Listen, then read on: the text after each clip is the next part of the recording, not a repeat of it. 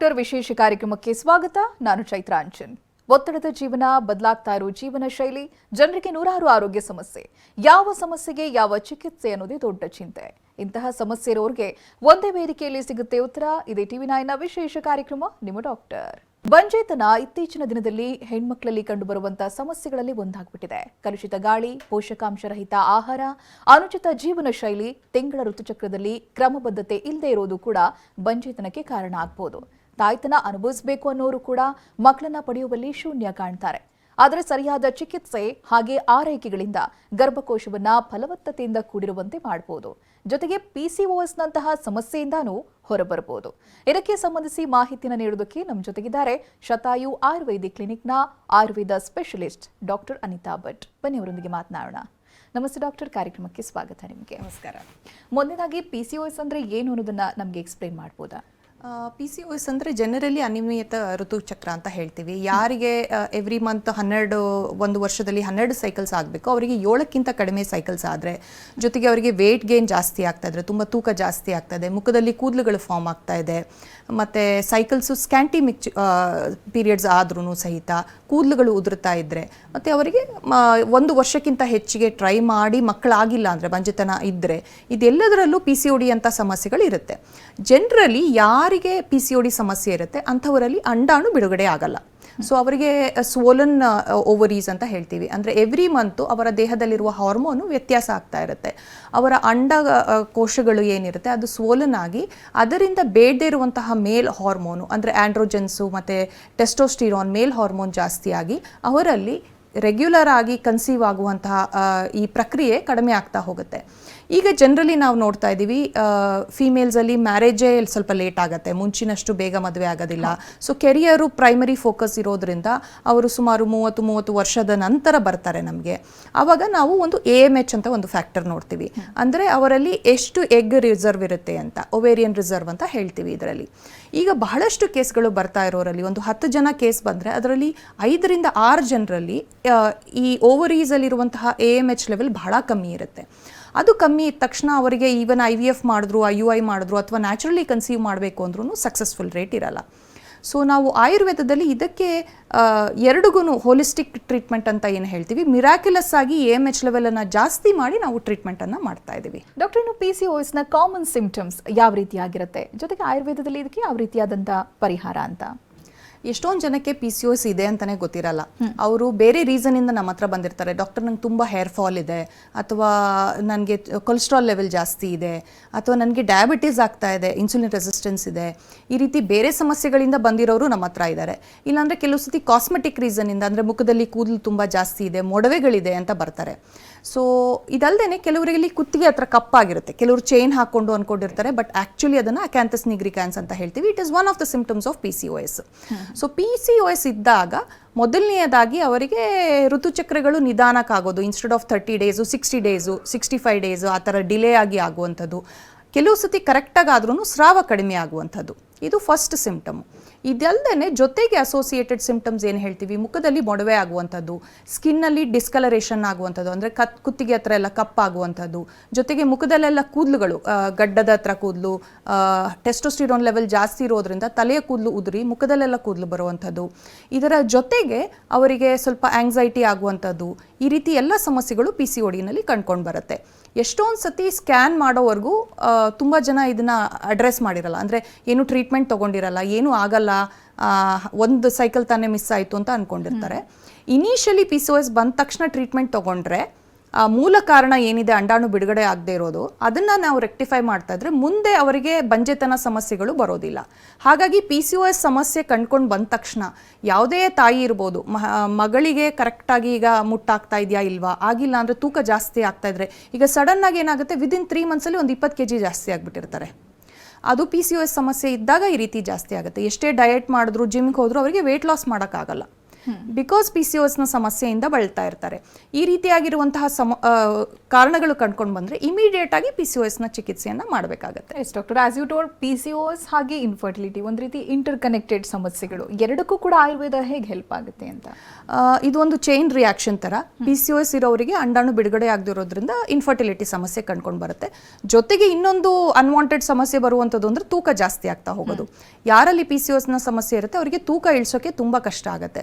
ಅವರು ಈವನ್ ಕೆಲವರು IVF IUI ಟ್ರೀಟ್ಮೆಂಟ್ಗೆ ಹೋದ್ರೂ ಡಾಕ್ಟರ್ಸು ಒಂದು 10 kg ವೇಟ್ ಲಾಸ್ ಮಾಡಿ ಬನ್ನಿ ಅಂತ ಹೇಳ್ತಾರೆ. ನಾವು ಆಯುರ್ವೇದದಲ್ಲಿ ನಮ್ಮ ಸ್ಪೆಷಾಲಿಟಿ ಏನು ಅಂದರೆ ಹೋಲಿಸ್ಟಿಕ್ ಅಪ್ರೋಚನ್ನ ನಾವು ತಗೊಳ್ತಾ ಬರ್ತೀವಿ. PCOS ಒಂದು ಕಾಯಿಲೆ ಅಲ್ಲ. ಯಾರು PCOS ಬಂದ ತಕ್ಷಣ ನನಗೇನೋ ಲೈಫಲ್ಲಿ ಗುಣಪಡಿಸೋಕೆ ಆಗದೆ ಇರೋಂಥ ಕಾಯಿಲೆ ಬಂತು ಅಂತ ವರಿ ಮಾಡಬೇಕಾಗಿಲ್ಲ.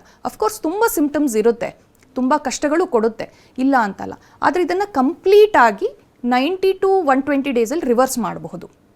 ಅಷ್ಟು ಫಾಸ್ಟಾಗಿ ಆಯುರ್ವೇದದಲ್ಲಿ ಇದಕ್ಕೆ ಚಿಕಿತ್ಸೆ ಇದೆ. ಈಗ ಜನರಲ್ ಟರ್ಮ್ಸಲ್ಲಿ PCOS ಬಂದರೆ ಏನು ಮಾಡ್ತಾರೆ, ಐದರ್ ಕಾಂಟ್ರಸೆಪ್ಟಿವ್ಸ್ ಪಿಲ್ಸ್ ತೊಗೊಂಡಿರ್ತಾರೆ, ಇಲ್ಲಾಂದರೆ ಡಯಾಬಿಟಿಸ್ ಮೆಡಿಸಿನ್ ಮೆಟ್ಫಾರ್ಮಿನ್ ಥರದ್ದು ಏನಾದರೂ ತೊಗೊಂಡಿರ್ತಾರೆ.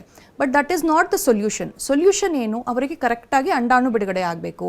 ಎವ್ರಿ ಮಂತು ಅಂಡಾಣು ಬಿಡುಗಡೆ ಆದರೆ ಕರೆಕ್ಟಾಗಿ ಮುಂದೆ ಬಂಜೆತನ ಆಗದೆ ಇರುವಂಥದ್ದು ಅಥವಾ PCOSನ ಏನೇ ಸಮಸ್ಯೆಗಳಿದ್ರೂ ಅದು ಆಟೋಮ್ಯಾಟಿಕ್ ಆಗಿ ರಿವರ್ಸ್ ಮಾಡಬಹುದು.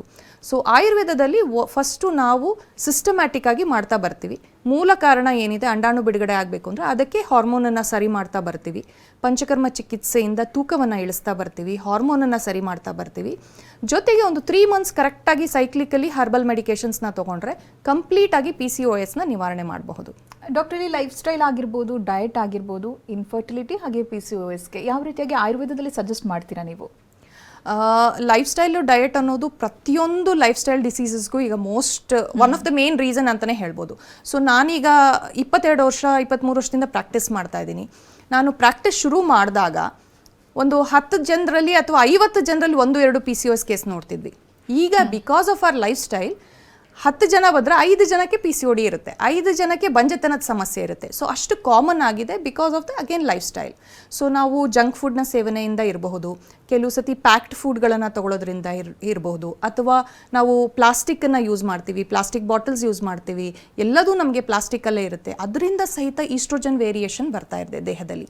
ಸೊ ಹಾಗಾಗಿ ಯಾವಾಗ ಈ ಹಾರ್ಮೋನ್ ವ್ಯತ್ಯಾಸ ಆಗುತ್ತೆ, ನಮ್ಮ ಸ್ಟ್ರೆಸ್ ಲೆವೆಲಿಂದ ಹಾರ್ಮೋನ್ ಚೇಂಜ್ ಆಗುತ್ತೆ ಬಾಡಿನಲ್ಲಿ, ಬಹಳಷ್ಟು ರೀಸನಿಂದ ಈ ನಡುವೆ ಹೆಚ್ಚೆಚ್ಚಿಗೆ ಮಹಿಳೆಯರಲ್ಲಿ ಈ ಹಾರ್ಮೋನ್ ವ್ಯತ್ಯಾಸ ಉಂಟಾಗ್ತಾ ಇದೆ. ಹಾಗಾಗಿ ಈ ರೀತಿ ಸಮಸ್ಯೆಗಳು ಹೆಚ್ಚೆಚ್ಚಿಗೆ ಕಂಡ್ಕೊಂಡು ಬರ್ತಾ ಇದೆ. ಯಾರಿಗೆ PCOSನ ಸಮಸ್ಯೆ ಒಂದು ಚೂರಿದ್ರೂ ಇಮಿಡಿಯೇಟ್ಲಿ ಅವರು ಲೈಫ್ ಸ್ಟೈಲನ್ನು ಚೇಂಜ್ ಮಾಡಬೇಕು. ಶುಗರನ್ನು ಬಿಟ್ಬಿಡೋದು, ಸ್ವೀಟನ್ನು ಕಡಿಮೆ ಮಾಡುವಂಥದ್ದು, ಆಹಾರದಲ್ಲಿ ವ್ಯತ್ಯಾಸ ಮಾಡ್ತಾ ಬಂದರೆ ಅಲ್ಲೇ ಒಂದು 25% ಸೊಲ್ಯೂಷನ್ ಇರುತ್ತೆ. ಹಾಗೆ ಒಂದು ಚೂರು ಎಕ್ಸಸೈಸನ್ನು ಮಾಡುವಂಥದ್ದು, ಇದೆಲ್ಲ part of the treatment. Yes doctor, ಶತಾಯುಗೆ ಸಾವಿರಾರು ಜನ ಬರ್ತಾ ಇರ್ತಾರೆ, ಚಿಕಿತ್ಸೆಯನ್ನು ಪಡೆದುಕೊಳ್ತಾ ಇರ್ತಾರೆ. ಅವರ ಸಕ್ಸಸ್ ಸ್ಟೋರಿ ಬಗ್ಗೆ ಹೇಳೋದಾದರೆ PCOS ಆಗಿರ್ಬೋದು, ಇನ್ಫರ್ಟಿಲಿಟಿಗೆ ಚಿಕಿತ್ಸೆಯನ್ನು ಪಡೆದವರು ನಮ್ಮಲ್ಲಿ ಬಹಳ ಜನ ಬರ್ತಾರೆ, ಎಸ್ಪೆಷಲಿ PCOS ಮತ್ತು ಇನ್ಫರ್ಟಿಲಿಟಿ ಸಮಸ್ಯೆಗೆ. ಕೆಲವರು ನನ್ನ ಹತ್ರ ಬಂದಿರೋ ಮಿರಾಕ್ಯುಲಸ್ ಕೇಸಸ್ಸು ಇದೆ. ಅಂದರೆ 39-40ನೇ ವಯಸ್ಸಿರುತ್ತೆ, ಡಾಕ್ಟರ್ಸ್ ಇನ್ನು ಆಗೋದೇ ಇಲ್ಲ ಅಂತ ಹೇಳಿರ್ತಾರೆ. ಕಂಪಲ್ಸರಿ ನಿಮಗೆ AMH ತುಂಬ ಕಡಿಮೆ ಇದೆ, ನಿಮಗೆ PCOD ಸಮಸ್ಯೆಗಳು ಇದೆ, AMH ಕಡಿಮೆ ಇದೆ, 3-4 ಫೇಲ್ಡ್ IVF ಆಗಿರುತ್ತೆ, ಅಂಥವರಲ್ಲಿ ನೀವು ಡೋನರ್ ಎಗ್ಗಿಗೆ ಹೋಗಬೇಕು ಅಂತ. ಆವಾಗ ಕೆಲವರು ಆಯುರ್ವೇದಕ್ಕೆ ಬರ್ತಾರೆ. ನಾವು ಈ ರೀತಿಯಾಗಿರುವಂಥ ಕಾಂಪ್ಲಿಕೇಟೆಡ್ನ ಕೇಸಸನ್ನು ತಗೊಂಡು ಸಹಿತ ಸಕ್ಸಸ್ಸನ್ನು ತೋರಿಸಿದ್ದೀವಿ. ವಿದಿನ್ 1 to 2 months AMH ಲೆವೆಲನ್ನು ಇನ್ಕ್ರೀಸ್ ಮಾಡಿ ಅವರ ಒಂದು ಕನ್ಸೀವ್ ಆಗಬೇಕು ಅಂದರೆ 4 ಫ್ಯಾಕ್ಟರ್ ಇಂಪಾರ್ಟೆಂಟ್. ಅದರಲ್ಲಿ ಕ್ವಾಲಿಟಿ ಎಗ್, ಕ್ವಾಲಿಟಿ ಸ್ಪರ್ಮ್ ಇರಬೇಕು, ಅವರ ದೇಹದಲ್ಲಿರುವಂತಹ ಉತ್ತಮ ಹಾರ್ಮೋನ್ಸ್ಗಳು ಕರೆಕ್ಟಾಗಿರಬೇಕು, ಮತ್ತು ಎಂಡೋಮೆಟ್ರಿಯಲ್ ಲೈನಿಂಗನ್ನು ಕರೆಕ್ಟಾಗಿರಬೇಕು. ಇದು 4ಕ್ಕೂ ಆಯುರ್ವೇದದಲ್ಲಿ ಬಹಳ ಶ್ರೇಷ್ಠ ಚಿಕಿತ್ಸೆ ಅಂತಲೇ ಹೇಳ್ತೀವಿ. So stage by stage panchakarma ಚಿಕಿತ್ಸೆಯನ್ನು ಮಾಡಬಹುದು. ಜೊತೆಗೆ ನಾನು ಹೇಳ್ದಂಗೆ 3 ತಿಂಗಳಲ್ಲಿ ಆ ಹಾರ್ಮೋನ್ ದೇಹದ ಏನು ವ್ಯತ್ಯಾಸ ಇದೆ ಅದನ್ನು ಕರೆಕ್ಟ್ ಮಾಡ್ತಾ ಬಂದರೆ AMH ಲೆವೆಲ್ ಇನ್ಕ್ರೀಸ್ ಸಹಿತ ಆಗುತ್ತೆ. ಅದಲ್ಲದೆ ಕೆಲವರ ಬಹಳಷ್ಟು ಜನದಲ್ಲಿ IVF ಮಾಡಿ ಸಕ್ಸಸ್ ಆಗದೆ ಇರೋರಿಗೆ IUIಯಲ್ಲೇ ಸಕ್ಸಸ್ ಸಿಗುತ್ತೆ, ಅಥವಾ ನ್ಯಾಚುರಲಿ ಸಹಿತ ಸಕ್ಸಸ್ ಸಿಗುತ್ತೆ. ಎಸ್ ಡಾಕ್ಟರ್, ನಿಮ್ಮ ಬಳಿ ಬರ್ತಾ ಇರುವಂಥ ಪೇಷಂಟ್ಗಳಲ್ಲಿ ತುಂಬ ಡೌಟ್ ಅಂತ ಅನಿಸಿದ್ದು, ಆ ನಂತರದಲ್ಲಿ ಸಕ್ಸಸ್ ಕಂಡಿರೋದು ನೆನಪಿದೆಯಾ ನಿಮಗೆ? ಖಂಡಿತವಾಗ್ಲೂ. ನನ್ನ ಹತ್ರ ಒಬ್ಬರು ಪೇಷಂಟ್ ಇದ್ದರು, ಅವರಿಗೆ 39ನೇ ವಯಸ್ಸಲ್ಲಿ ನನ್ನ ಹತ್ರ ಬಂದಿದ್ದರು. ಸೊ ಲೇಟ್ ಮ್ಯಾರೇಜ್ ಆಗಿರೋದ್ರಿಂದ ಡಾಕ್ಟರ್ಸು ಆಗೋದಿಲ್ಲ, ನೀವು ಡೋನರ್ ಎಗ್ಗಿಗೆ ಹೋಗಿ, ಇನ್ನೂ ನಿಮಗೆ ಮಕ್ಕಳಾಗೋದು ಕಷ್ಟ ಇದೆ ಅಂತ. ಗಂಡ ಹೆಂಡತಿ ಇಬ್ಬರಲ್ಲೂ ಸಮಸ್ಯೆ ಇತ್ತು. ನಾವು ಇಬ್ಬರಿಗೂ ಚಿಕಿತ್ಸೆ ಕೊಟ್ಟು ಅವರಿಗೆ AMH 0.6 ಇತ್ತು. ಸೊ ನಾವು 10 ದಿನ ಪಂಚಕರ್ಮ ಚಿಕಿತ್ಸೆ ಮಾಡಿ 1 ತಿಂಗಳ ಟ್ರೀಟ್ಮೆಂಟ್ ಕೊಡ್ತಾ ಇದ್ದಂಗೆ AMH ಲೆವೆಲ್ 1.66ಗೆ ಹೋಯಿತು ಆ್ಯಂಡ್ ವಿದಿನ್ 1 ಇಯರ್ ಅವ್ರಿಗೆ ಕನ್ಸೀವ್ ಆಗಿ ಈಗ ಒಂದು ಹೆಣ್ಮಗು ಸಹಿತ ಇದೆ. So beautiful. ಇವಾಗ IVF ಟ್ರೀಟ್ಮೆಂಟ್ ತಗೊಂಡಿರ್ತಾರೆ ಅಥವಾ IUI ಟ್ರೈ ಮಾಡಿರ್ತಾರೆ, ಎರಡೂ ಫೇಲ್ಯೂರ್ ಆಗಿರೋರು ಆಯುರ್ವೇದದಲ್ಲಿ ಸಕ್ಸಸ್ ಕಾಣೋದಕ್ಕೆ ಸಾಧ್ಯನಾ? ಖಂಡಿತವಾಗ್ಲೂ ನಾನು ಬಹಳಷ್ಟು ಜನ IVF ಡಾಕ್ಟರ್ಸ್ ಜೊತೆ ವರ್ಕ್ ಮಾಡ್ತಾ ಇದ್ದೀನಿ. ಪ್ಯಾರಲಲಿ ನಾವು ಮೋರ್ ದ್ಯಾನ್ ಸೈನ್ಸ್ ನಮಗೆ ರಿಸಲ್ಟ್ ಕೊಡಬೇಕು ಪೇಷಂಟಿಗೆ. ಸೊ ಯಾರಲ್ಲಿ ಈಗ IVF ಫೇಲ್ ಆಗಿರುತ್ತೆ ಅಂಥವ್ರನ್ನ ನಾವು ಆಯುರ್ವೇದ ಚಿಕಿತ್ಸೆಯನ್ನು ಮಾಡಿ ಅವರ ಕ್ವಾಲಿಟಿ ಆಫ್ ಎಗ್ಗನ್ನು ಇಂಪ್ರೂವ್ ಮಾಡಿ, ಕೆಲವು ಸತಿ ಕೇಸಸ್ಗಳಲ್ಲಿ IVF ಮತ್ತೆ ಬೇಕಾಗುತ್ತೆ ಅವರಿಗೆ, ಸಮಸ್ಯೆ ಇಬ್ಬರಿಗೂ ಇದ್ದರೆ ಅಂಥವ್ರನ್ನ ಮತ್ತೆ ವಾಪಸ್ IVFಗೆ ಕಳಿಸ್ತೀವಿ. ಅಥವಾ ಕೆಲವರಲ್ಲಿ ಬೇಡ IVF ನೀಡಿಲ್ಲ, ಆಯುರ್ವೇದ ಚಿಕಿತ್ಸೆ ತಗೊಂಡ್ಮೇಲೆ ತುಂಬ ಇಂಪ್ರೂವ್ಮೆಂಟ್ ಆಯಿತು ಅಂದರೆ IUI ಚಿಕಿತ್ಸೆಯಿಂದ ಸಹಿತ ಅವರಿಗೆ ಆಗುತ್ತೆ, ಕೆಲವು ಸತಿ ನ್ಯಾಚುರಲಿ ಆಗುತ್ತೆ. ಎಸ್ ಡಾಕ್ಟರ್, ಇವಾಗ ಫಸ್ಟ್ ಬೇಬಿ ಟ್ರೈ ಮಾಡಿರ್ತಾರೆ, ಸರಿಯಾಗಿ ಹೋಗಿರುತ್ತೆ. ಅದು ಸೆಕೆಂಡ್ ಬೇಬಿ ಟ್ರೈ ಮಾಡಿದಾಗ ಸೆಕೆಂಡ್ರಿ ಇನ್ಫರ್ಟಿಲಿಟಿ ಫೇಸ್ ಮಾಡ್ತಾರಲ್ಲ, ಅವ್ರಿಗೆ ಇದು ಹೆಲ್ಪ್ ಆಗುತ್ತಾ, ಹೇಗೆ? ಖಂಡಿತವಾಗ್ಲೂ ನಮ್ಮ ಹತ್ರ ಒಂದು 2-3 ಕೇಸ್ ಇದೆ. ಇವನ್ ನಮ್ಮ ಶತಾಯು ವೆಬ್ಸೈಟಲ್ಲಿ ಸಹಿತ ಇದನ್ನು ಹಾಕಿದ್ದೀವಿ. ಒಬ್ಬರು ಲೇಡಿ ತುಂಬ 2ನೇ ಮಗುಕ್ಕಿಂತ ಮುಂಚೆ ತುಂಬ ದಪ್ಪ ಆಗಿದ್ರು, ಅವರಿಗೆ PCOD ಸಮಸ್ಯೆ ಸಹಿತ ಇತ್ತು. ನಾವು ಚಿಕಿತ್ಸೆ ಮಾಡಿದ ನಂತರ ಅವರು ಒಂದು 10 kg ವೆಯ್ಟ್ ಲಾಸ್ ಮಾಡಿದ್ರು. ಸೊ PCOD ಮತ್ತು ಇನ್ಫರ್ಟಿಲಿಟಿ ಟ್ರೀಟ್ಮೆಂಟಲ್ಲಿ ಇನ್ನೊಂದು ಮೇಜರ್ ಫ್ಯಾಕ್ಟರ್ ಅಂದರೆ ಬೈ ದ ಒಂದು 5-10 kg ವೆಯ್ಟ್ ಲಾಸ್ ಮಾಡಿದ್ರೆ ಆಟೋಮ್ಯಾಟಿಕ್ ಡಿಸೀಸ್ ರಿವರ್ಸ್ ಆಗಿರುತ್ತೆ. ಸೊ ಅವರು ವೆಯ್ಟ್ ಲಾಸ್ ಮಾಡಿ ಕ್ಲೆನ್ಸಿಂಗ್ ಮಾಡಿದ ತಕ್ಷಣ ಅವರಿಗೆ ನ್ಯಾಚುರಲಿ ಕನ್ಸೀವ್ ಆಯಿತು. ಫಸ್ಟ್ ಬೇಬಿ ಅವರಿಗೆ IVF ಅಲ್ಲೇ ಆಗಿದ್ದು, ಅಲ್ಲಿವರೆಗೂ ಆಗಿರಲಿಲ್ಲ. ನಂತರ ನ್ಯಾಚುರಲಿ ಆಯಿತು after Ayurveda treatment. So generally ನಾನು ಹೇಳೋದೇನು, ಯಾರು ಈ ಸಮಸ್ಯೆಯಿಂದ ಬಳಲ್ತಾ ಇರ್ತಾರೆ ಅವರಿಗೆ ಗೊತ್ತು ಅವ್ರು ಎಷ್ಟು ಸ್ಟ್ರಗಲ್ ಅನುಭವಿಸ್ತಾ ಇರ್ತಾರೆ. 5 ವರ್ಷ 10 ವರ್ಷ ಆಗಿರುತ್ತೆ ಮ್ಯಾರಿಡ್ ಲೈಫು, ಮಕ್ಕಳಾಗಿರಲ್ಲ, ಕಂಡ ಡಾಕ್ಟರ್ ಹತ್ರ ಹೋಗಿರ್ತಾರೆ. ನನ್ನ ಹತ್ರ ಬರ್ಬೇಕಾದ್ರೆ 8-10 ಫೈಲ್ಗಳನ್ನ ತೊಗೊಂಡು ಬಂದು ಸಫರ್ ಮಾಡ್ತಾ ಇರ್ತಾರೆ, ಕಣ್ಣೀರು ಹಾಕ್ತಾರೆ ಕೂತ್ಕೊಂಡು. ಸೊ ನಾವು ಒಂದು ಕೆಲಸಕ್ಕೆ ಅಂತ ಹೋಗಬೇಕಾದ್ರೆ ನಮಗೆ 100% ಸಕ್ಸಸ್ ಸಿಗಬೇಕು ಅಂದರೆ ಓವರ್ ಆಲ್ ಎಲ್ಲ ಪರ್ಫಾರ್ಮೆನ್ಸ್ ಕರೆಕ್ಟ್ ಆಗಿರಬೇಕು.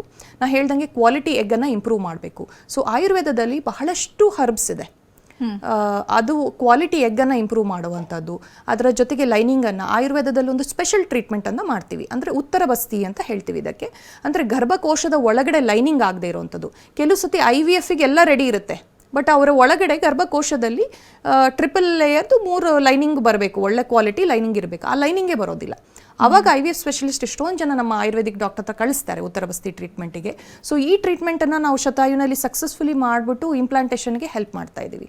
ಸೊ ಆಯುರ್ವೇದ ಅನ್ನೋದು ಬಹಳ ವಾಸ್ಟ್ ಸೈನ್ಸ್, ಬಹಳ ವರ್ಷದಿಂದ ಇರುವಂಥದ್ದು. ಮತ್ತು ಅದರಲ್ಲೂ ಈ ರೀತಿ PCOD ಮತ್ತು ಇನ್ಫರ್ಟಿಲಿಟಿ ಸಮಸ್ಯೆಗೆ ತುಂಬ ಈಸಿಯಾಗಿ ಸುಲಭವಾಗಿ ಟ್ರೀಟ್ಮೆಂಟನ್ನು ನಾವು ಶತಾಯುನಲ್ಲಿ ಕೊಡ್ತಾ ಇದ್ದೀವಿ. ಓಕೆ ಡಾಕ್ಟರ್, ನೀವು ನೇಮ್ ಹೇಳ್ತಾ ಇದ್ರಿ, ಈ ರೀತಿಯಾದಂಥ ಟ್ರೀಟ್ಮೆಂಟ್ ಇರುತ್ತೆ ಅಂತ. ಬಹಳ ಸಮಯ ತಗೊಳುತ್ತಾ, ಹೇಗೆ ಡಾಕ್ಟರ್ ಅದು? ಖಂಡಿತವಾಗ್ಲೂ ಇಲ್ಲ. ಯಾವುದೇ ಒಂದು ಪಂಚಕರ್ಮ ಚಿಕಿತ್ಸೆ ಇರಲಿ, ನಾವು ಆಯುರ್ವೇದದಲ್ಲಿ ಮಾಡಿರೋದು ಹೇಗಿದೆ ಅಂದರೆ ಅದು ನಮ್ಮ ಡೇ ಟು ಡೇ ಲೈಫಲ್ಲಿ ಇನ್ವಾಲ್ವ್ ಆಗಬೇಕು. ಯಾವುದೇ ಚಿಕಿತ್ಸೆ ಇರಲಿ, ಅದು ಈಗ ನೀವು ಆಫೀಸಿಗೆ ಹೋಗಬೇಕು ಅಂದರೆ ಬೆಳಗ್ಗೆನೇ ನೀವು ಟ್ರೀಟ್ಮೆಂಟ್ ಮಾಡಿಕೊಂಡು ನೀವು ನಾರ್ಮಲ್ ಆಗಿ ಆಫೀಸಿಗೆ ಹೋಗ್ಬೋದು. ಸೊ ಒಂದು 45 ಮಿನಿಟ್ಸ್ 1 hour to 45 ಮಿನಿಟ್ಸಲ್ಲಿ ನಿಮ್ದೆಲ್ಲ ಟ್ರೀಟ್ಮೆಂಟ್ಗಳು ಮುಗ್ದೋಗುತ್ತೆ. ನಿಮ್ಮ ಲೈಫ್ ಸ್ಟೈಲನ್ನು ಕರೆಕ್ಟ್ ಮಾಡಿಕೊಂಡು ವಿದಿನ್ 3 to 6 ಮಂತ್ಸು ಯಾವುದೇ ರೀತಿ PCOD ಸಮಸ್ಯೆಯಲ್ಲಿ ಇನ್ಫರ್ಟಿಲಿಟಿ ಸಮಸ್ಯೆಯಲ್ಲಿ ಅದನ್ನು ಬಗೆಹರಿಸ್ಕೋಬೋದು. ಡಾಕ್ಟರ್, ನೀವು ಅವಾಗಲೇ ಎಕ್ಸ್ಪ್ಲೈನ್ ಮಾಡ್ತಾ ಇದ್ರಿ, ಏಜ್ ಕೂಡ ಮ್ಯಾಟರ್ ಆಗುತ್ತೆ. ತುಂಬ ವಯಸ್ಸಾಗಿ ಬಂದಂಥ ದಂಪತಿಗಳಿಗೆ ಎಷ್ಟು ಕಷ್ಟ ಆಗುತ್ತೆ ಅನ್ನೋದನ್ನ. ಸೊ ಯಾವ ವಯಸ್ಸು ಸೂಕ್ತ ಅಂತ ಅನ್ಸುತ್ತೆ, ಅಥವಾ ತುಂಬಾ ವಯಸ್ಸಾದವರಿಗೆ ಟ್ರೀಟ್ಮೆಂಟ್ ಕೊಡೋದು ಕಷ್ಟ ಆಗುತ್ತಾ, ಹೇಗೆ ಡಾಕ್ಟರ್? ಖಂಡಿತವಾಗ್ಲೂ ಸ್ವಲ್ಪ ಕಷ್ಟ ಆಗುತ್ತೆ. ಈಗ 35 ವಯಸ್ಸಿನ ನಂತರ ಆಗದೇ ಇಲ್ಲ ಅಂತಲ್ಲ, ಎಲ್ಲೋ ಒಂದು, ಬಟ್ ಸ್ವಲ್ಪ ಸಕ್ಸಸ್ ರೇಟ್ ಕಡಿಮೆ ಆಗ್ತಾ ಹೋಗುತ್ತೆ. ಹಾಗಾಗಿ ಯಾರು ಮದುವೆ ಆಗ್ತಾರೆ, ಅದರಲ್ಲೂ PCOD ಸಮಸ್ಯೆ ಇರೋರು, ನನ್ನ ಪೇಷಂಟ್ಸ್ ಕೆಲವರು 18-16 ವರ್ಷದಿಂದ ನನ್ನ ಹತ್ರನೇ ಬರ್ತಾ ಇರ್ತಾರೆ. ನಾನು ಅವರಿಗೆಲ್ಲ ತುಂಬ ಮುಂಚೆನೇ ಗೈಡ್ ಮಾಡಿರ್ತೀನಿ, ಮದುವೆ ಆದಮೇಲೆ ತುಂಬ ಲೇಟ್ ಮಾಡಬೇಡಿ, 35 ವಯಸ್ಸು ಒಳಗಡೆ ನೀವು ಮಕ್ಕಳು ಮಾಡ್ಕೊಂಡಿರಿ ಅಂತೆಲ್ಲ. ಕೆಲವರಿಗೆ ಮದುವೆನೇ ಆಗಿರಲ್ಲ, ಇನ್ನೂ 35 ಆದ್ರೂ ಮದುವೆ ಆಗಿರೋದಿಲ್ಲ. ಈಗ ಕೆರಿಯರ್ ಇಂಪಾರ್ಟೆಂಟ್ ಇರುತ್ತೆ. ಅಂಥವರಲ್ಲಿ ನಾವು ಎಂಬ್ರಿಯೋ ಫ್ರೀಸಿಂಗ್ ಮಾಡಿರ್ತೀವಿ, ಅಥವಾ ಕ್ವಾಲಿಟಿ ಎಗ್ ಚೆನ್ನಾಗಿರುವಂತೆ ಟ್ರೀಟ್ಮೆಂಟನ್ನು ಮಾಡಿರ್ತೀವಿ. ಸೊ ಜನರಲಿ 35 ಒಳಗಡೆ ಮಕ್ಕಳಾದರೆ ಒಳ್ಳೆಯದು. Yes, Ayurveda specialist doctor Anita Bhat ಹೇಳ್ತಾ ಇದ್ರು, ಏನೇನು ಕಾರಣಗಳಿರುತ್ತೆ. ಫಸ್ಟ್ ಆಫ್ ಆಲ್ PCOS ಆಗಿರ್ಬೋದು, ಇನ್ಫರ್ಟಿಲಿಟಿಗೆ ಕಾರಣ ಏನು, ಯಾವ ರೀತಿಯಾಗಿ ಆಯುರ್ವೇದ ಸಹಾಯವಾಗುತ್ತೆ ಅಂತ. ಡಾಕ್ಟರ್, ಇತ್ತೀಚೆಗೆ ಕಾಡುವಂಥ ಪ್ರಶ್ನೆ, ಯಾಕೆ ಈಗಿನ ಜನ್ರೇಷನಲ್ಲೇ PCOS, ಇನ್ಫರ್ಟಿಲಿಟಿ, PCOD ಇಂಥ ಸಮಸ್ಯೆಗಳು ಕಾಣಿಸ್ಕೊಳ್ಳುತ್ತೆ, ಹೆಚ್ಚಾಗಿರುತ್ತೆ ಅನ್ನುವಂಥದ್ದು? ನಾವೀಗ ನೋಡ್ತಾ ಇದ್ದೀವಿ, ಎಲ್ಲರೂ ಲೈಫ್ ಸ್ಟೈಲು, ಇದು ಫುಡ್ ಎಲ್ಲ ಚೇಂಜ್ ಆಗಿದೆ. ಸೊ ನಾವು ನೋಡಿದ ಹಾಗೇ ಜಂಕ್ ಫುಡ್ ಸೇವನೆ ಯಾರಲ್ಲಿ ಹೆಚ್ಚಿಗೆ ಇರುತ್ತೆ, ಒಬೇಸಿಟಿ ಯಾರಲ್ಲಿ ಹೆಚ್ಚಿಗೆ ಇರುತ್ತೆ. So one of the major reason ಯಾರಿಗೆ PCOD ಸಮಸ್ಯೆ ಇರುತ್ತೆ ಅವರಲ್ಲಿ 60-70% ಒಬೇಸಿಟಿ ಅಸೋಸಿಯೇಟೆಡ್ ಇರುತ್ತೆ. ಸೊ ಯಾರು ರೆಗ್ಯುಲರ್ ಎಕ್ಸಸೈಸ್ ಮಾಡಲ್ಲ, ಜಂಕ್ ಫುಡ್ ತೊಗೊಳ್ತಾರೆ, ಅಥವಾ ತುಂಬ ಲೇಸಿ ಇದ್ದು ಪ್ಯಾಕ್ಡ್ ಫುಡ್ಡನ್ನು ಜಾಸ್ತಿ ತೊಗೊಳ್ತಾರೆ, ಈ ರೀತಿ ಸಮಸ್ಯೆ ಇದ್ದಾಗ, ಅಥವಾ ಮನೆಯಲ್ಲೇ ಜೆನೆಟಿಕಲಿ ಹಾರ್ಮೋನ್ ವೇರಿಯೇಷನ್ಸ್ ಇದ್ದರೆ, ತಾಯಿಗೆ ತಂದೆಗೆ ಏನಾದರೂ ಮನೆಯಲ್ಲಿ ಫ್ಯಾಮಿಲಿ ಜೆನೆಟಿಕ್ ಹಾರ್ಮೋನ್ ವೇರಿಯೇಷನ್ಸ್ ಇದ್ದರೆ ಅಂತಹ ಸಮಯದಲ್ಲಿ ಸಹ PCOD ಸಮಸ್ಯೆಗಳು ಕಂಡುಕೊಂಡು ಬರುತ್ತೆ. ಬಟ್ ಮೆಜಾರಿಟಿ ಏನು ಅಂತಂದರೆ ಯಾರಿಗೆ ಫಿಟ್ನೆಸ್ ಇರೋದಿಲ್ಲ ಅಂಥವರಲ್ಲಿ PCOD ಪ್ಲಸ್ ಪಾಯಿಂಟ್ ಆಗಿ ಬೇಗ ಬಂದ್ಬಿಡುತ್ತೆ. ಬರೀ PCOD ಒಂದೇ ಸಮಸ್ಯೆ ಅಲ್ಲ, ಇದು ಮುಂದೆ ಫಾಸ್ಟಾಗಿ ಡಯಾಬಿಟಿಸ್ ಆಗಿ ಕನ್ವರ್ಟ್ ಆಗುವಂಥದ್ದು. ಸೊ ಎಷ್ಟೊಂದು ಈಗ ನನ್ನ ಹತ್ರ ಒಂದು ಪೇಷಂಟ್ ಬರೋರು ತುಂಬ ಹೆದರ್ಕೋತಾರೆ, ಡಾಕ್ಟರ್ ನಂಗೆ ಡಯಾಬಿಟಿಸ್ ಬಂದಿದೆ ಅಂತ. ಅವರಿಗೆ ಡಯಾಬಿಟಿಸ್ಗಿಂತ ಜಾಸ್ತಿ ಇನ್ಸುಲಿನ್ ರೆಸಿಸ್ಟೆನ್ಸ್ ಅನ್ನೋದು ಇರುತ್ತೆ. ಅಂದರೆ ಸಿಮಿಲರ್ ಟು ಡಯಾಬಿಟಿಸ್, ಅವರ ದೇಹದಲ್ಲಿ ಪ್ರೊಡ್ಯೂಸ್ ಆಗುವಂತಹ ಇನ್ಸುಲಿನ್ನು ದೇಹಕ್ಕೆ ತೊಗೊಳಕ್ಕಾಗೋದಿಲ್ಲ. ಹಾಗಾಗಿ ಇನ್ಸುಲಿನ್ ರೆಸಿಸ್ಟೆನ್ಸ್ ಆಗಿರೋದ್ರಿಂದ ಅವರಿಗೆ ಮುಖದಲ್ಲಿ ಮೊಡವೆ ಆಗುವಂಥದ್ದು, ಕುತ್ತಿಗೆ ಹತ್ರ ಕಂಕಳ ಹತ್ರ ತುಂಬ ಕಪ್ಪಾಗುವಂಥದ್ದು, ತೂಕ ಇಳಿಸೋಕ್ಕೆ ಕಷ್ಟ ಆಗುವಂಥದ್ದು, ಅಬ್ಡಾಮಿನಲ್ ಒಬೇಸಿಟಿ ಅಂತ ಹೇಳ್ತೀವಿ, ಬೆಲ್ಲಿ ಫ್ಯಾಟ್ ಜಾಸ್ತಿ ಆಗುವಂಥದ್ದು. ಮತ್ತು ಏನೇ ತಿಂದ್ರೂ ಎಷ್ಟೊಂದು ಜನ ನನ್ನ ಹತ್ರ ಬಂದು ಹೇಳ್ತಾರೆ, ನಾನು ಬರೀ ಒಂದು ಇಡ್ಲಿ ತಿಂತೀನಿ, ಏನು ಊಟ ತಿನ್ನಲ್ಲ, ಬರೀ ಸಲಾಡ್ ತಿಂತಾ ಇದ್ದೀನಿ, ಅಂದರೂ ವೆಯ್ಟ್ ಲಾಸ್ ಆಗ್ತಾ ಇಲ್ಲ ಅಂತ. ಯಾರ ದೇಹದಲ್ಲಿ ಇನ್ಸುಲಿನ್ ರೆಸಿಸ್ಟೆನ್ಸ್ ಇರುತ್ತೆ ಅಂಥವರಲ್ಲಿ PCOD ಸಮಸ್ಯೆಗಳು ಕಂಡುಕೊಂಡು ಬರುತ್ತೆ.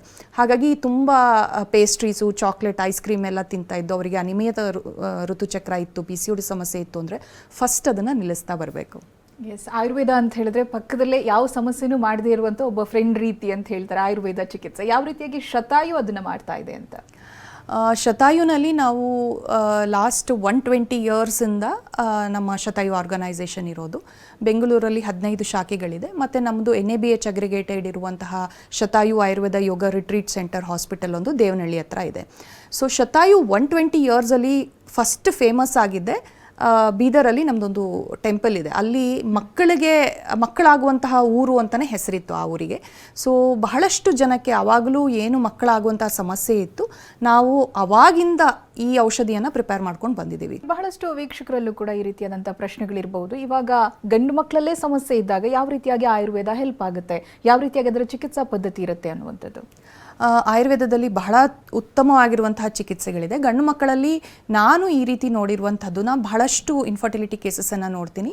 ಈಗ ನೋಡಿರುವ ಕೇಸಸ್ಗಳಲ್ಲಿ ಹೆಚ್ಚಿಗೆ ಜನರಿಗೆ ವೆರಿಕೋಸ್ ವೆನ್ಸು, ವೆರಿಕೋಸ್ ಸೀಲಿಂದ, ಯಾರಲ್ಲಿ ಸ್ಮೋಕ್ ಮಾಡ್ತಾರೆ ಅಥವಾ ಡಯಾಬಿಟೀಸ್ನ ಸಮಸ್ಯೆ ಇದೆ ಅಂಥವರಲ್ಲಿ ಹೆಚ್ಚಿಗೆ ಈ ಅಜೆಂತೋಸ್ಪರ್ಮಿಯಾ, ಸ್ಪರ್ಮ್ ಕೌಂಟ್ ಕಡಿಮೆ ಇರುವಂಥದ್ದು, ಮೊಟಿಲಿಟಿ ಕಡಿಮೆ ಇರುವಂತಹ ಸಮಸ್ಯೆಗಳು ಕಂಡುಕೊಂಡು ಬರುತ್ತೆ. ಇದಕ್ಕೂ ಸಹಿತ ಆಯುರ್ವೇದದಲ್ಲಿ ಚಿಕಿತ್ಸೆ ಇದೆ. ಸುಮಾರು ನಾನು ಹೇಳ್ದಂಗೆ ಫಸ್ಟ್ ಒಂದು 10-15 ಡೇಸಲ್ಲೇ ನಾವು ಶೋಧನ ಚಿಕಿತ್ಸೆಯನ್ನು ಮಾಡ್ತಾ ಹೋಗ್ತೀವಿ. ಅಂದರೆ ಕ್ಲಾಸಿಕಲಿ ಇನ್ಫ್ಲಮೇಷನ್ನು ಇದು ಕಡಿಮೆ ಆಗಿರುವಂತಹ ಚಿಕಿತ್ಸೆಯನ್ನು ಆಯುರ್ವೇದದಲ್ಲಿ ಮಾಡಿಕೊಂಡು ನಂತರ 90 ಡೇಸಲ್ಲಿ ಉತ್ತಮವಾಗಿರುವಂತಹ ಸ್ಪರ್ಮ್ ಬರುವಂಥದ್ದು. ನಾನು ಆವಾಗೇ ಹೇಳಿದೆ 4 ಫ್ಯಾಕ್ಟರ್ಸ್ ತುಂಬ important. So quality egg, quality sperm first primary focus. ಇದು ಆದರೆ ಆಟೋಮ್ಯಾಟಿಕ್ ಆಗಲಿ ಅವರ ದೇಹದ ಹಾರ್ಮೋನ್ಸನ್ನು ಮತ್ತು ಯೂಟ್ರಸ್ ಲೈನಿಂಗನ್ನು, ಇದು 4 ನಾವು ಫೋಕಸ್ ಮಾಡಿ ಟ್ರೀಟ್ಮೆಂಟ್ ಮಾಡಿದ್ರೆ ಯಾವುದೇ ರೀತಿ ಅಂಥ ಸಮಸ್ಯೆ ಇರಬಹುದು, ಮಹಿಳೆಯರಿಗಿರಬಹುದು, ಪುರುಷರಿಗಿರಬಹುದು, ಅಥವಾ ಅವರಿಗೆ ಬೇರೆ ಏನೇ ಸಮಸ್ಯೆ, ತೂಕ ಜಾಸ್ತಿ ಇರೋದು, ಎಲ್ಲದಕ್ಕೂ ಸೇರಿಸಿ ಚಿಕಿತ್ಸೆಯನ್ನು ಕೊಡೋದ್ರಿಂದ ಬಹಳ ಉತ್ತಮವಾಗಿರುವಂತಹ ರಿಸಲ್ಟ್ ಆಯುರ್ವೇದದಿಂದ ಕೊಡಬಹುದು. ಎಸ್ ಡಾಕ್ಟರ್, ಇವಾಗ ಆಯುರ್ವೇದ ಚಿಕಿತ್ಸೆಯನ್ನು ಪಡೆದುಕೊಳ್ತಾ ಇರಬೇಕಾದ್ರೆ ಅವರ ಲೈಫ್ ಸ್ಟೈಲ್ ಚೇಂಜಸ್ ಅಥವಾ ಡಯಟ್ ಚೇಂಜಸ್ ಅಂದರೆ ಏನು ಸಜೆಸ್ಟ್ ಮಾಡ್ತೀರಾ, ಯಾವ ರೀತಿಯಾಗಿರುತ್ತೆ ಅದು ಅಂತ? ಖಂಡಿತವಾಗ್ಲೂ ಲೈಫ್ ಸ್ಟೈಲು ಅಥವಾ ಡಯೆಟ್ಟು, ನಿಮ್ಮ kitchen is your first medicine ಅಂತ ಹೇಳ್ತೀವಿ ನಾವು. ಹಾಗಾಗಿ ನಾವು ಅದನ್ನು ಅಳವಡಿಸ್ಕೊಂಡ್ರೆ ಟ್ರೀಟ್ಮೆಂಟಲ್ಲಿ ಸಕ್ಸಸ್ ರೇಟ್ ಜಾಸ್ತಿ ಇರುತ್ತೆ. ಅಂದರೆ ನೀವು ಫಾಸ್ಟಾಗಿ ಹೋಗ್ತಾ ಇದ್ದಂಗೆ ಟ್ರೀಟ್ಮೆಂಟಲ್ಲಿ, ಇನ್ಸ್ಟೆಡ್ ಆಫ್ ಟೇಕಿಂಗ್ 1 ಇಯರು, ಈಗ ನಾನು ಎಲ್ಲದನ್ನೂ ತಿಂತೀನಿ, ಲೈಫ್ ಸ್ಟೈಲ್ ಚೇಂಜ್ ಮಾಡ್ಕೊಳ್ಳಲ್ಲ, ಬರೀ ಮೆಡಿಸಿನ್ ತೊಗೊಳ್ತೀನಿ ಅಂದರೆ ನಿಮ್ಮ ಚಿಕಿತ್ಸೆಗೆ 6 months to 1 year ಬೇಕಾಗಬಹುದು. ನಾನು ಇಲ್ಲ ಡಾಕ್ಟರ್ ಹೇಳ್ದಾಗೆ ಮಾಡ್ತೀನಿ, ಜೊತೆಗೆ ಎಲ್ಲ ನನ್ನ ಗುಡ್ ಫುಡನ್ನ, ಗುಡ್ ಲೈಫ್ ಸ್ಟೈಲನ್ನು ಇಂಬೈಬ್ ಮಾಡ್ತೀನಿ ಅಂತಂದರೆ ಇನ್ಸ್ಟೆಡ್ ಆಫ್ 6 months 3 monthsಲ್ಲೇ ರಿಸಲ್ಟ್ ಸಿಗುತ್ತೆ. ಸೊ ಹಾಗಾಗಿ ಫಾಸ್ಟರ್ ರಿಸಲ್ಟ್ ಬೇಕು ಅಂದ ತಕ್ಷಣ ಒಂದು ಸಿಂಪಲ್ ಎಕ್ಸಾಂಪಲ್ ಕೊಡ್ತೀನಿ. ಈಗ PCOD ಸಮಸ್ಯೆ ಇರೋರಿಗೆ LH, FSH 2 ಹಾರ್ಮೋನ್ಸ್ ಇರುತ್ತೆ. ಸೊ 2 ಹಾರ್ಮೋನು ಬ್ಯಾಲೆನ್ಸ್ ಆಗಿ ಹೋಗಬೇಕು, ಮತ್ತು ಅವರಿಗೆ ಒಂದು LH ಪೀಕ್ ಬಂದಾಗ ಅವರಿಗೆ ಅಂಡಾಣು ಬಿಡುಗಡೆ ಆಗುತ್ತೆ. ಆಯುರ್ವೇದದಲ್ಲಿ ಒಂದು ಸಿಂಪಲ್ ಟ್ರೀಟ್ಮೆಂಟ್ ಇದೆ. ನಿಮ್ಮ LH ಫಸ್ಟ್ 15 ಡೇಸಲ್ಲಿ ನಿಮ್ಮ FSH ನಾರ್ಮಲ್ ಆಗಿರಬೇಕು ಮತ್ತು ಕರೆಕ್ಟಾಗಿ ಎಗ್ ರಿಲೀಸ್ ಆಗಬೇಕು ಅಂದರೆ 15 ದಿನ ಫಸ್ಟ್ 15 ಡೇಸು ಜೀರಿಗೆಯನ್ನು, ಹಿಂಗನ್ನು ಫುಡ್ಡಲ್ಲಿ ತೊಗೊಳ್ತಾ ಬಂದರೆ ಆಗುತ್ತೆ. ಸೊ ಇದು ಸಿಂಪಲ್ ರೆಮಿಡಿ, ತುಂಬ ಸಿಂಪಲ್ಲು, ಅವರಿಗೆ ಮಾಡೋಕ್ಕೆ ತುಂಬ ಏನು ಕಷ್ಟನೂ ಆಗಲ್ಲ. ಈ ರೀತಿ ಆ್ಯಡ್ ಮಾಡೋದ್ರಿಂದ 3-4 monthsಲ್ಲೇ ಎಷ್ಟು ಇಂಪ್ರೂವ್ಮೆಂಟನ್ನು ನಾವು ನೋಡ್ಬೋದು. ಈ ರೀತಿಯಾಗಿ ನಾವು ಅವ್ರಿಗೆ ಗೈಡ್ ಮಾಡ್ತಾ ಹೋಗ್ತೀವಿ. ಸೊ ಯಾವಾಗ ನಾವು ಅವರಿಗೆ ಸಿಂಪಲ್ ಚೇಂಜಸನ್ನು ಗೈಡ್ ಮಾಡ್ತಾ ಹೋದರೆ ಫಾಸ್ಟಾಗಿ ಅವರಿಗೆ ರಿಸಲ್ಟ್ ಬರ್ತಾ ಹೋಗುತ್ತೆ. ಡಾಕ್ಟರ್, ಇನ್ನು ಇನ್ಫರ್ಟಿಲಿಟಿಯ ಟ್ರಿಗರಿಂಗ್ ಫ್ಯಾಕ್ಟರ್ಸ್ಗಳು ಏನೇನು, ಯಾವಾಗ ಅದು ತುಂಬ ಕಾಂಪ್ಲಿಕೇಟ್ ಅಂತ ಅನಿಸುತ್ತೆ ಅಂತ? ನಾನು ಹೇಳ್ದಂಗೆ lining one of the major factor, low AMH is a second major factor. Infertility ಆಗಿದೆ ಅಂತ ಅವರು 1 year ಆದರೂ ಟ್ರೈ ಮಾಡಿ ಆಗಿಲ್ಲ ಅಂತಂದರೆ ನನ್ನ ಪ್ರಕಾರ first method they should use is Ayurveda. ಎಷ್ಟೊಂದು ಜನ ನಮ್ಮ ಹತ್ರನೇ ಬಹಳಷ್ಟು ಜನ ಬಂದಿದ್ದಾರೆ, 6 ತಿಂಗಳ 1 yearಯಿಂದ ಟ್ರೈ ಮಾಡ್ತಾ ಇದ್ದೀವಿ ಆಗೇ ಇಲ್ಲ ಅಂತ. ಒಂದು ಸಿಂಪಲ್ ಪಂಚಕರ್ಮ ಒಂದು 10 to 15 ಡೇಸಲ್ಲಿ ಮುಗಿಯೋಂಥ ಟ್ರೀಟ್ಮೆಂಟ್ ಅದು ಮಾಡಿದ ತಕ್ಷಣ ವಿದಿನ್ 3 months ಕನ್ಸೀವ್ ಆಗಿಬಿಡುತ್ತೆ. So that is the first easiest method to treat the disease. ಅದಾಗಿಲ್ಲ ಅಂದರೆ ನೆಕ್ಸ್ಟ್ ಸ್ಟೆಪ್ಪಲ್ಲಿ ಸ್ಟೇಜ್ ಬೈ ಸ್ಟೇಜ್ ಹೋಗ್ತೀವಿ. ಸೊ ಸೆಕೆಂಡ್ ಸ್ಟೇಜ್ ಅಂದರೆ ಅವರಲ್ಲಿ ದೇಹದ ಹಾರ್ಮೋನ್ ವ್ಯತ್ಯಾಸ ಆದರೆ ಆವಾಗ ಒಂದು 3 months ಬೇಕಾಗುತ್ತೆ ಈ ರೀತಿ ಫುಡ್ಡು ಲೈಫ್ ಸ್ಟೈಲ್ ಚೇಂಜ್ ಮಾಡಿಬಿಟ್ಟು ಅವರ ದೇಹದ ಹಾರ್ಮೋನ್ಸನ್ನು ಕರೆಕ್ಟ್ ಮಾಡೋಕ್ಕೆ. ಯಾವಾಗ ಇದು ಕಾಂಪ್ಲಿಕೇಟ್ ಆಗುತ್ತೆ, ತುಂಬ ಅವರ ಗರ್ಭಕೋಶದೊಳಗೆ ತುಂಬ ಫೈಬ್ರಾಯ್ಡ್ಸ್ ಫಾರ್ಮ್ ಆಗಿತ್ತು, ಜೊತೆಗೆ ಥೈರಾಯ್ಡ್ ಲೆವೆಲ್ ಜಾಸ್ತಿ ಇದೆ, ಒಬೇಸಿಟಿನೂ ಇದೆ, ಡಯಾಬಿಟೀಸು ಇದೆ, ಈ ರೀತಿ ಎಲ್ಲ ಮಲ್ಟಿಪಲ್ ಫ್ಯಾಕ್ಟರ್ಸ್ ಇದ್ದಾಗ ನಾವು ಅದು ಚೈನ್ ಲಿಂಕ್ ಒಂದಕ್ಕೊಂದು ಚೈನ್ ಲಿಂಕ್ ಆಗ್ತಾ ಹೋಗುತ್ತೆ. ಒಂದೊಂದೇ ಸಮಸ್ಯೆಗಳನ್ನು ಸರಿ ಮಾಡಿಕೊಂಡು 6 monthsಲ್ಲಿ ಟ್ರೀಟ್ ಮಾಡ್ಬೋದು. ಶತಾಯುಗೆ ಬರಬೇಕು, ಟ್ರೀಟ್ಮೆಂಟ್ ತಗೋಬೇಕು ಅಂತ ಕೇಳ್ತಾ ಇರುವಂಥ ವೀಕ್ಷಕರಿಗೆ ಏನು ಹೇಳ್ತೀರಾ ಡಾಕ್ಟರ್? ಬಂಜೆತನ ಅಥವಾ PCOD ಅನ್ನೋ ಸಮಸ್ಯೆಗಳು ಅದಕ್ಕೋಸ್ಕರ ಯಾರು ಸಫರ್ ಆಗಬೇಕು ಅಂತಿಲ್ಲ. ಇದಕ್ಕೆ ಆಯುರ್ವೇದದಲ್ಲಿ ಅದರಲ್ಲೂ ಶತಾಯುನಲ್ಲಿ ತುಂಬ ಸುಲಭವಾಗಿರುವಂತಹ ಟ್ರೀಟ್ಮೆಂಟ್ ಇದೆ. ಯಾವಾಗ ನಾವು ಸಿಸ್ಟಮ್ಯಾಟಿಕ್ ಆಗಿ ನಮ್ಮ ಆಹಾರ, ಔಷಧಿ, ಟ್ರೀಟ್ಮೆಂಟಿಂದ ಇದನ್ನು ಸರಿ ಮಾಡ್ಕೋಬೋದು ಅಂತಂದರೆ, ನಾ ಹೇಳ್ದಂಗೆ IVF ಟ್ರೀಟ್ಮೆಂಟು ಬೇಕಾಗಲ್ಲ, ಎಷ್ಟೊಂದು ಸತಿ IUI ಟ್ರೀಟ್ಮೆಂಟು ಬೇಕಾಗಲ್ಲ. ನ್ಯಾಚುರಲಿ ನೀವು ಕನ್ಸೀವ್ ಆಗುವಂತಹ ಚಾನ್ಸಸ್ಸು ಶತಾಯುನಲ್ಲಿ ಜಾಸ್ತಿ ಇರುತ್ತೆ. ಎಸ್ ಡಾಕ್ಟರ್, ಇವತ್ತಿನ ಕಾರ್ಯಕ್ರಮದಲ್ಲಿ PCOS ಹಾಗೆ ಇನ್ಫರ್ಟಿಲಿಟಿ ಬಗ್ಗೆ ಬಹಳ ವಿವರವಾಗಿ ಮಾಹಿತಿನ ತಿಳಿಸ್ಕೊಟ್ಟಿದ್ದೀರಾ. ಧನ್ಯವಾದಗಳು ನಿಮಗೆ. ನಮಸ್ಕಾರ. ಇದುವರೆಗೂ ನಮ್ಮ ಜೊತೆಗಿದ್ದು ಶತಾಯು ಆಯುರ್ವೇದಿಕ್ ಕ್ಲಿನಿಕ್ನ ಆಯುರ್ವೇದ ಸ್ಪೆಷಲಿಸ್ಟ್ ಡಾಕ್ಟರ್ ಅನಿತಾ ಭಟ್. ನೇರವಾದ ಭೇಟಿಯಾಗಿ ಇರುವಂತಹ ನಂಬರ್ ಹಾಗೆ ವಿಳಾಸವನ್ನ ನೋಟ್ ಮಾಡಿಕೊಳ್ಳಿ. ಶತಾಯು ಆಯುರ್ವೇದ ಕ್ಲಿನಿಕ್, RT ನಗರ, ರಾಜಾಜಿನಗರ, JP ನಗರ, ಇಂದಿರಾನಗರ, ವೈಟ್ಫೀಲ್ಡ್, ರಾಜರಾಜೇಶ್ವರಿ ನಗರ, ಕೋರಮಂಗಲ, ಚಂದ್ರ ಲೇಔಟ್, ಬನಶಂಕರಿ, ಕಲ್ಯಾಣ ನಗರ, HSR ಲೇಔಟ್, ಯಲಹಂಕ, ಶ್ರೀಗಂಧಕಾವಲ್, ಸಹಕಾರ್ ನಗರ್. ದೂರವಾಣಿ ಸಂಖ್ಯೆ 9590484848 ಮತ್ತು 8884144466. Website www.shatayu.com. ಇದು ಹೊತ್ತಿನ ವಿಶೇಷ. ನಿರಂತರ ಸುದ್ದಿಗಾಗಿ ನೋಡ್ತಾ ಇರಿ TV9.